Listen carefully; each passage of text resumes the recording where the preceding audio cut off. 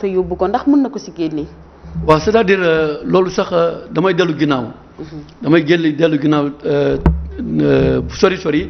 parce que soo xoolee ci coupe d'Europe bi ci jamono 70 72 jëm kaw. l'Inter de Milan bu Elenio Herrera lii la daan football. bloc bas bi la daan joué ñu tuddee ko catenaccio. waaw parce que catenaccio boobu moo dellu ci waatan mooy bloc bas bii. donc Inter de Milan 3 fois champion d'Europe ak sa bloc bas bii ñu tuddee catenaccio donc moo dellu si waat appellation bi changé ñu naan bloc bas parce que du dara lu dul toog sa moitié terrain fermer espace yi def marquage bu serré ci attaquant yi nga xam ne ñoo gën a dangereux ba pare nag am sa dank fanaanal maanaam yow da ngay am ay attaquant yoo xam ne dañoo gaaw mën a football mën a dribble benn génn ñaar dañuy dugal seen but te bii boobu bu ñu xosee ba dugal match bi jeex na te ginnaaw aussi am un très bon gardien gars yi Herrera noonu daan bâtir son équipe l'Inter de Milan un bon gardien une défense de fer un milieu travailleur 2 ou 3 attaquants yoo xam ne kenn ku ci nekk mën nga wàññi ñaar ñett te bu dee 100 mètres da nga koy def 9 xam nga koo jiitan koo rawanteel yaa koy raw noonu option la moom lañ daan jël bu njëkk léegi nag appellation yi changé équipe yi nga xamante ni yii yu si bëri yu ndaw moom lañu jël comme arme ngir mën a sori ci compétition bu ñu mën a dugg beneen su indi woon leneen lu dul lii rek waxuma sax qualifié mais du génn pëlam waaye équipe bu nekk sa doole moom ngay demee la nga am moom ngay duggee marché loolu la ñuy wax nit ku nekk li nga am moom ngay duggee marché ñoom loolu la ñu am ñu ngi koy duggee marché ay joueurs yoo xam ne au pays la ñu nekk ak ñenn ñi du jouer en CFA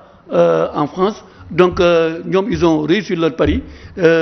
bokk nañ dans le quota du football africain parce que soo demee ba bokk ci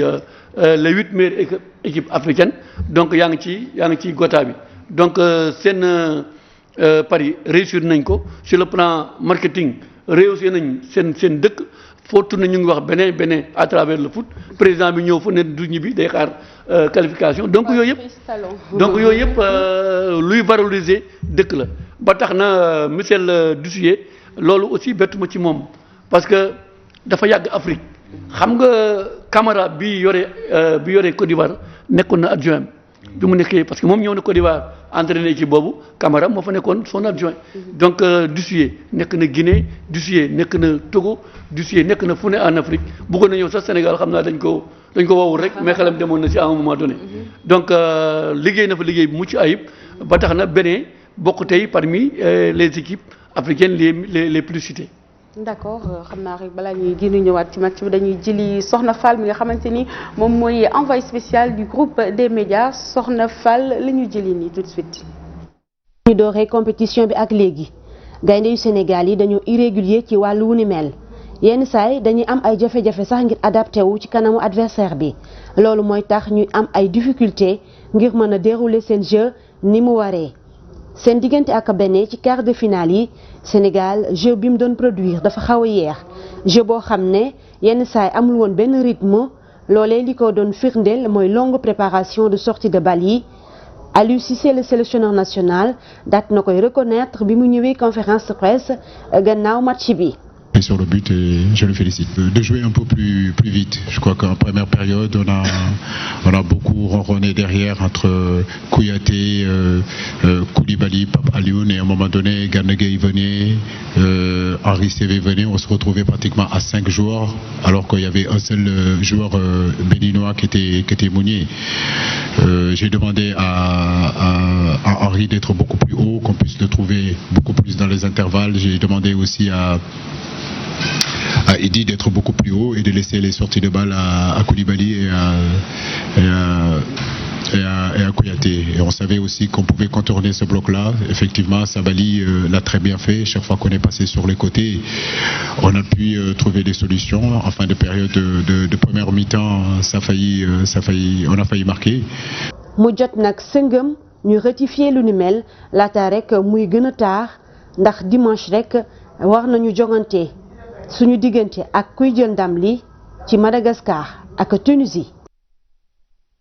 Soxna Fall ñu ngi lay jaajëfal bu baax donc am na question boo xam ne dama leen koy laaj yéen ñaar yëpp muy hors-jeu Sadio Mané nga xamante ni dugal na ñaari bii mais dañ ko signalé hors-jeu ndax ñaari bii yëpp hors-jeu la woon. waaw jërëjëf laaj bi am na solo quoi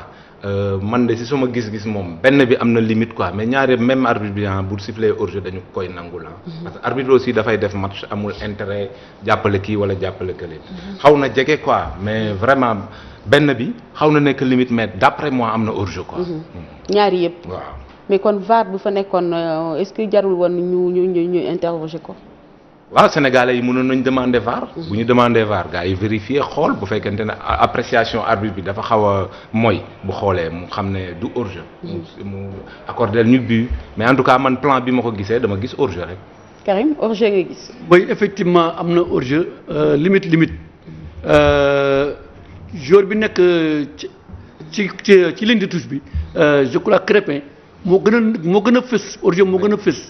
que bu Sadio Mané parce que Sadio bi muy ñëw moment bi mu ñëw di entrer en contact ak bal bi moom instant boobu nekkuloon en position de hors-jeu mais au départ la nekkoon en position de hors-jeu donc soo nekkee au départ dans une position beaucoup plus avancée que le ballon dans la ligne adverse foofu hors-jeu bi moom dafay daal di manifeste mais en tout cas VAR bi soo xoolee arbitre bi wax na ak ses collègues lu yàgg ci affaire bi gars yi conforté ko dans ses idées que ne il y a eu effectivement hors-jeu donc nañ ko nangu rek parce que su fekkoon ne du woon hors-jeu arbitre dina ko accordé parce que arbitre bi quand même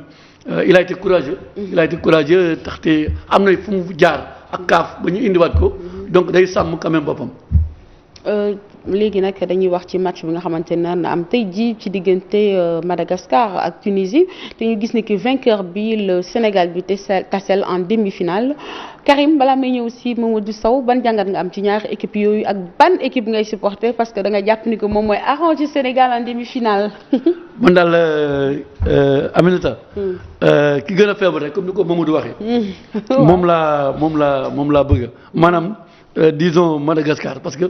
soo xoolee ci tur moom ngay gën a bëgg ndaxte kële moo ëpp expérience compétition africaine nekk dëkk football bu mag quand même quoi qu'on dise malgré que Coupe d'Afrique bi wane wuñu dara mais Madagascar nekk tamit l'équipe surprise de cette CAN ndaxte soo xoolee poule bi mu nekkoon moo fa jël premier ndax dafa dóor Nigéria 2-0 def 2-2 contre la Guinée dégg nga dóor 1-0 Burundi am 7 points génn premier loo xam ne kenn mënu ko woon xalaat donc su fekkee dafay dajeek Tunisie bi nga xamante ni bii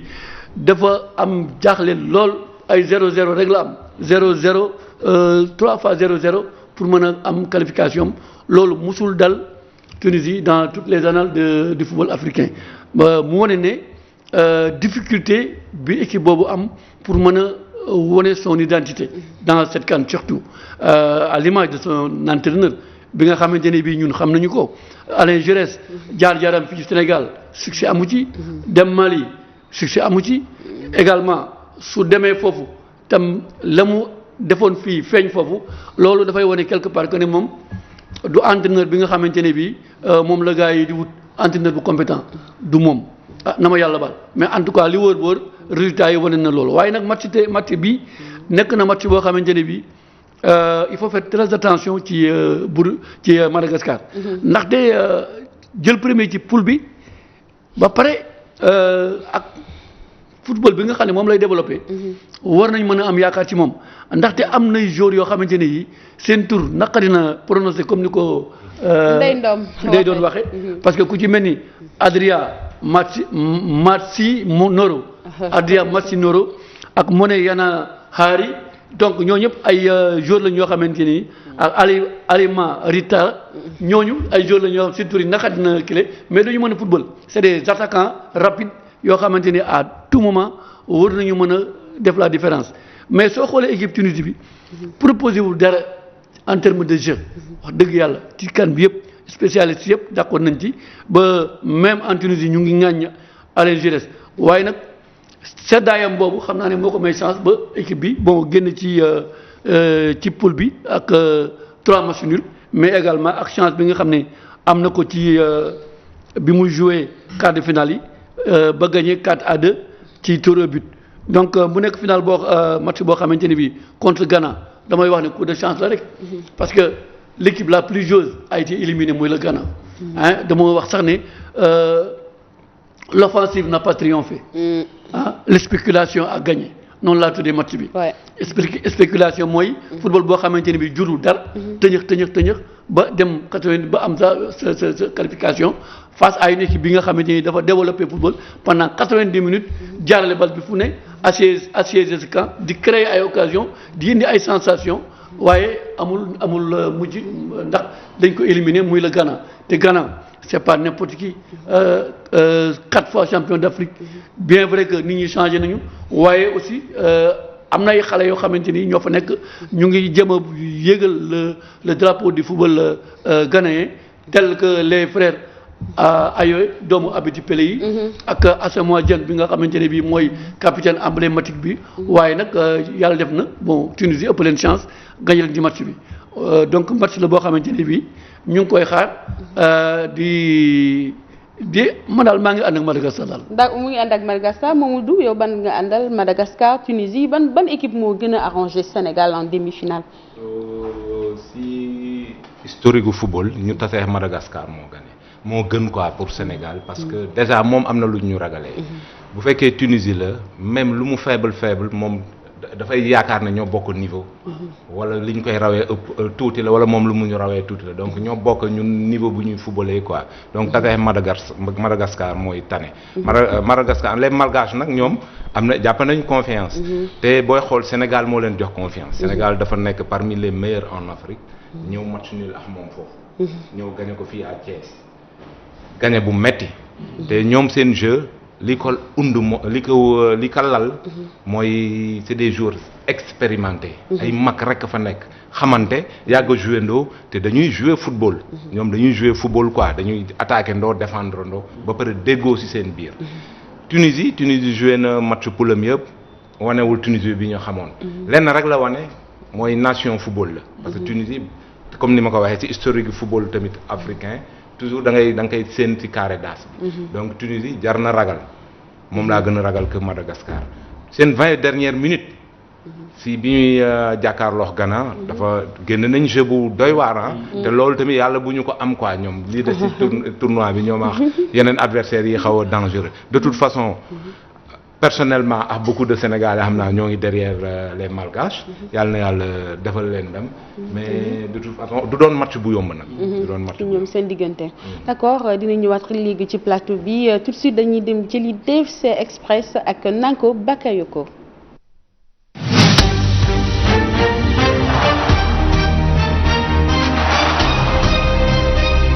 Auteur de son premier but dans la compétition contre le Bénin mercredi 1-0, Gana Gueye a été élu homme du match pour la deuxième fois en 2 matchs. S'il a gagné beaucoup de ballons en voulant faire la différence seul, le joueur d'Everton a tout de même encore été décisif en étant à l'origine du but de la victoire de son équipe. De gros efforts pour défendre aussi, surtout en deuxième période. Des 3 milieux de terrain sénégalais, il aura encore été le meilleur. Il réalise encore plusieurs actions décisives et offensives, de quoi lui valoir un nouveau titre d'homme du match par la CAF. L'ancien sélectionneur de l'équipe nationale du football du Sénégal, vainqueur de la CAN de 1988 avec le Cameroun, Claude Leroy, verrait bien un match revanche entre le Sénégal et l'Algérie. Je pense qu'on pourrait assister à un deuxième match Algérie-Sénégal en finale, et là les Sénégalais sont revanchards et peut-être qu'ils ne se feront pas piéger comme ce fut le cas lors du premier tour, a-t-il fait savoir. Après une défaite 1-0 suivie en phase de poule contre les Fennecs de Djamal Belmadi, les Lions pourraient prendre leur revanche. Le roi estime à ce niveau que ces deux sélections font partie des favoris capables d'atteindre la finale prévue le 19 juillet au stade international du Caire. Le score est serré, mais c'est bien le Nigeria qui remporte ce quart de finale de la Coupe d'Afrique des Nations face à l'Afrique du Sud 2-1. Les Super Eagles se qualifient donc pour les demi-finales de la CAN grâce à un premier but de Chukwueze à la 27e minute, alors que les Bafana Bafana avaient réussi à revenir au score en égalisant suite à un but accordé par la VAR. Les Nigérians ont trouvé le chemin des filets à la 89e minute, juste avant la fin du temps réglementaire. C'est le défenseur William Trost-Ekong qui a asséné un coup fatal aux Sud-Africains. Le Nigeria affrontera le dimanche 14 juillet à 19h le vainqueur du match Côte d'Ivoire-Algérie. Nanko Bakayoko mbokk téléspectateurs Sen TV ak auditeurs Zik FM vous êtes en direct ci seen émission des médias football club may fàttali ni ki maa ngi ci ànd ak Karim Mané ak Mamadou Sow Karim seetaan nañu aussi quart de finale entre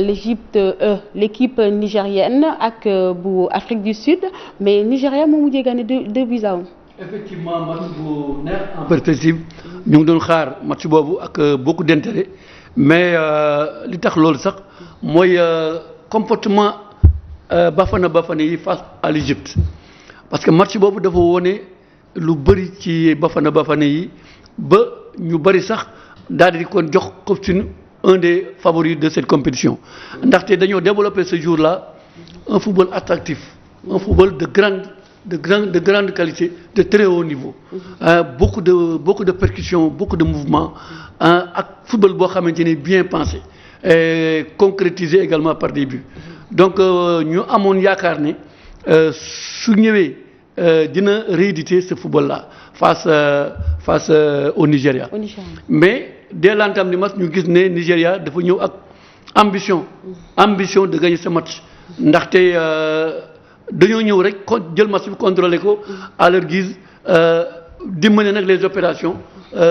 pratiquement sur tout le temps bon donc africains yi les Bafana montré wuñu nit ñi en fait li nga xamante ni loolu leen doon yaakaar maanaam intensité bi nga xamante ni moom lañ leen xamee ak rapidité gestuelle bi nga xam ne moom lañ leen xamee mais également cette rigueur-là bi ñu doon symboliser tout au long de leur match contre l'Égypte donc Nigeria téye match bi de bout en bout conduire ko dominer ko donc logiquement la amee victoire bi c'est vrai que contre le cours du jeu Afrique du Sud revenir na au score par faute de main du gardien des Nigériens mais à la longue Nigeria am na gain du match vers la fin à partir de la 69e minute dégg nga pour mettre le coup de grâce donc match la boo xamante ne bii Nigeria wane na son statut d'outsider pas spéculatif mais d'outsider ambitieux pour en fait le titre continental ndaxte soo xoolee Nigeria 5 fois champion d'Afrique la 3 fois champion d'Afrique gagné Ghana gagné Cameroun bi nga xamante ne bii 5 fois champion d'Afrique donc loolu wane na ne moom mu ngi ñëw pour jël ci place am te soo xoolee il a été dominateur dans l'ensemble du match te mu ngi monté en puissance. d'accord kon ñu ngi leen di xaar rek ci kanam Mamadou déjà am na ñi nga xamante ni ñu ngi def seen analyse ñi nekk ci ay pronostics ku ci mel ni ancien sélectionneur Claude Leroy moom day gis na ni Sénégal ak Algérie ñoo dem finale. waaw bon xam nga Claude Leroy bon maa ngi koy nuyu au passage parce que moom ma jëkk sélectionné en équipe nationale. ñu ko doon woowee maam tubaab quoi donc xam nga moom connaisseur la ci football ba pare dafa xam football africain d'après li mu gis yëg na ne équipe yi des yëpp Sénégal ak Algérie ñu am calibre dem finale mais football comme ni ñu koy waxee rek dara juste ci quoi yàlla na ñaanam nangu te Sénégal gagné rek man daal de toute façon Sénégal gagné laay donc waaw Claude Leroy de toute façon bu waxee loolu mooy moom il est présent en Égypte mu ngi suivre affaire bi de très près te xam na footballeurs yi xam le football africain xam équipe bu Algérie bi li muy peser actuellement ak bu Sénégal li ñuy peser ak parcours bi ñu def yëpp donc de toute façon lu mu xalaat la ak lu mu gis mais daal dara wóoragul man daal damay wax ne dara wóoragul parce que bu ñu yëgee ne Madagascar moo éliminé Maroc au tir au but Afrique du Sud éliminé Égypte chez eux donc wóorul daal donc li ñuy wax aussi ci Nigéria ak Afrique du Sud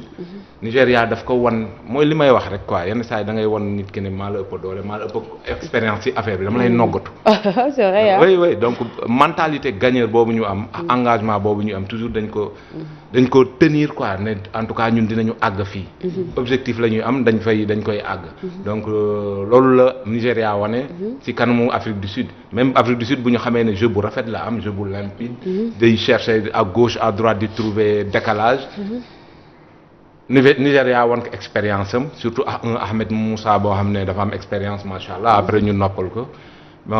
pour ñëwaat rek.